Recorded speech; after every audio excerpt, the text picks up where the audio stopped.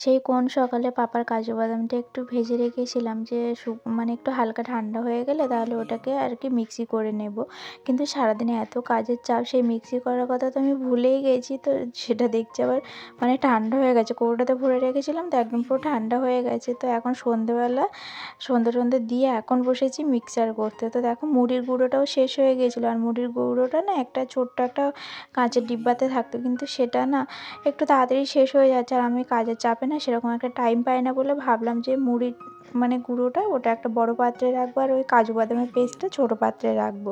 তো কাজু বাদামটা না বেশ পরিমাণে নরম হয়ে গেছিলো, তো তার জন্য ভালোভাবে আর কি মিক্সি হয়নি। তো যাই হোক, যেটুকু হয়েছে ওটুকুই অনেক, কারণ এখন আর আমার হাতে আর সেরকম একটা টাইম নেই। এগুলো একটু ফাঁকা টাইমে করতে হয়, আর সংসারে তো হাজারটা কাজ থাকে, সেই কাজের ফাঁকে তো এগুলো করা তো অসম্ভব। তো যাই হোক, সেইগুলো সমস্ত কিছু পেস্ট ফেস্ট করে গুছিয়ে রেখে এখন বসেছি আর কি রাতের জন্য আর কি আটা মাখতে।